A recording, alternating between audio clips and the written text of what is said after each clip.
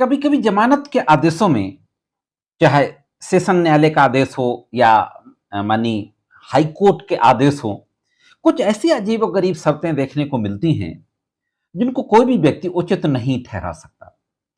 मैंने काफी पहले एक वीडियो बनाया था, एक बिहार का मामला था जिसमें एक व्यक्ति जो कि गांव में कपड़े धोता था, एक महिला के साथ वो छेड़खानी कर देता है। वो महिला रिपोर्ट लिखाती है, वो व्यक्ति जमानत के लिए सेशन कोर्ट जाता है। सेशन न्यायालय के न्यायाधीश महोदय के द्वारा जमानत में यह शर्त लगाई जाती है कि वह आरोपी व्यक्ति 6 महीने तक पूरी गांव की महिलाओं के कपड़े धुलेगा और उन पे वो इस्त्री यानी प्रेस करेगा, और वो भी फ्री में करेगा। और इस बात को ग्राम प्रधान, ग्राम विकास अधिकारी को 6 महीने बाद बताएंगे और फिर ये दोनों लोग न्यायालय को इन्फॉर्म करेंगे। हालांकि बाद में पटना हाईकोर्ट मामला पहुंचता है और पटना हाईकोर्ट के द्वारा इस अजीबोगरीब शर्त को निरस्त कर दिया जाता है। कई बार हमें ऐसा भी देखने में आता है कि हाई कोर्ट और सुप्रीम कोर्ट के न्यायमूर्ति महोदयों के द्वारा भी इसी तरीके की कुछ अजीबोगरीब शर्तें लगा दी जाती हैं। इसी तरीके का एक मामला दोस्तों फिर से सुप्रीम कोर्ट पहुंचा है। यह 498A यानी डाउरी, दहेज की मांग को लेकर के महिला को प्रताड़ित किए जाने का मामला था। मैट्रिमोनियल डिस्प्यूट था। हस्बैंड इसमें एंटीसिपेटरी बेल पर गया हुआ था। हाईकोर्ट के द्वारा इस मामले में भी इसी तरीके की कुछ अजीब व गरीब शर्त इंपोज की गई। तो देखते हैं कि पूरा मामला क्या था, हाईकोर्ट ने क्या कहा। हाईकोर्ट के बाद जब सुप्रीम कोर्ट गए तो सुप्रीम कोर्ट के द्वारा फाइनली किस तरीके का आदेश दिया गया। वैसे तो मुझे मालूम है कि आप मेरे रेगुलर व्यूवर्स हैं, आपने चैनल को सब्सक्राइब किया हुआ है। फिर भी यदि आप चैनल में नए हो, वीडियो को पहली बार देख रहे हो, तो चैनल को सब्सक्राइब करके घंटी के बटन को दबाकर ऑल पे जरूर सेट कर दें। मेरे द्वारा जो कानून की जानकारियां दी जाती है आपको अच्छी लगती हो तो वीडियो को लाइक और शेयर भी करते रहा करें, जिससे कि महत्वपूर्ण कानूनी जानकारियां और भी लोगों तक पहुंचती रहें। साथियों, एक नजर डालते हैं बहुत ब्रीफ में इस केस के फैक्ट्स पर। जिस तरीके से आम मैट्रिमोनियल डिस्प्यूट होते हैं, पति पत्नी के बीच के झगड़े होते हैं, उसी तरीके का यह भी मामला था। इस मामले में दो आरोप और लगाए गए थे, जो 498A, 323, 504, 506 के मामले होते हैं। दहेज की मांग करना, दहेज की मांग को लेकर के क्रुएलिटी करना, इसी के साथ साथ इसमें मिस कैरिज का भी आरोप लगाया गया था, और अटेम्प्ट टू मर्डर यानी 313 और 307 इंडियन पेनल कोड का भी आरोप था, और 3/4 दहेज प्रतिषेध अधिनियम। एफआईआर होने के बाद पति के द्वारा झारखंड हाई कोर्ट के समक्ष एंटीसिपेटरी बेल मूव की जाती है। तो देखते हैं कि झारखंड हाई कोर्ट के द्वारा क्या कहा जाता है। इस मामले में झारखंड हाई कोर्ट के द्वारा एंटीसिपेटरी बेल तो हस्बैंड की मंजूर कर ली गई, लेकिन एंटीसिपेटरी बेल मंजूर करते समय यह शर्त लगा दी गई कि वो फिर से अपनी पत्नी के साथ वैवाहिक संबंधों में रहे, वैवाहिक जीवन में रहते हुए अपनी पत्नी के साथ गर्मापूर्ण व्यवहार करें।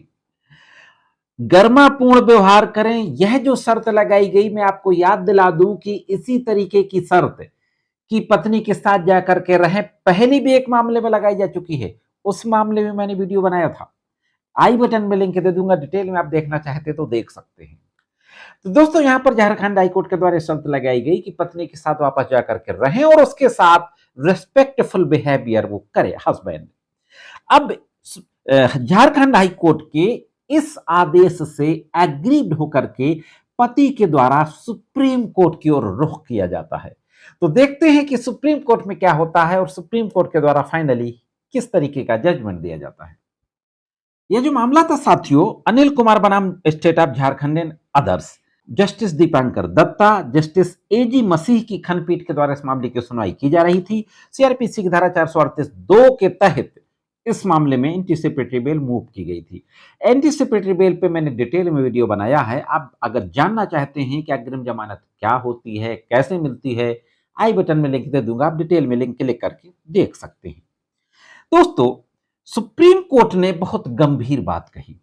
सुप्रीम कोर्ट ने कहा कि पति पत्नी पहले से दूर है एक दूसरे से, दोनों के बीच में मनमुटाव है और दूरी है, कुछ समय से अलग रह रहे हैं। ऐसी स्थिति में ऐसी शर्त लगाना आगे चलकर और अधिक मुकदमेबाजी को जन्म दे सकता है। कोर्ट ने कहा कि हाईकोर्ट को केवल अग्रिम जमानत की याचिका को गुण दोष के आधार पर डिसाइड करना चाहिए था, ना कि इस तरीके की शर्त थोपनी चाहिए थी। सुप्रीम कोर्ट ने इस शर्त को अनुचित ठहराया जो झारखंड हाई कोर्ट ने जब अग्रिम जमानत देते समय लगाई थी कि पत्नी के साथ रहे और गरिमापूर्ण व्यवहार करे। आगे सुप्रीम कोर्ट ने कहा कि ऐसी शर्तें पालन ना होने पर जमानत रद्द करने के लिए नया विवाद खड़ा कर सकती हैं और ऐसी स्थिति में हाई कोर्ट खुद अपने आप को असमर्थ साबित कर सकता है कि हम विवादित तथ्यों को किस तरीके से निर्धारण करें विवादित तथ्यों का।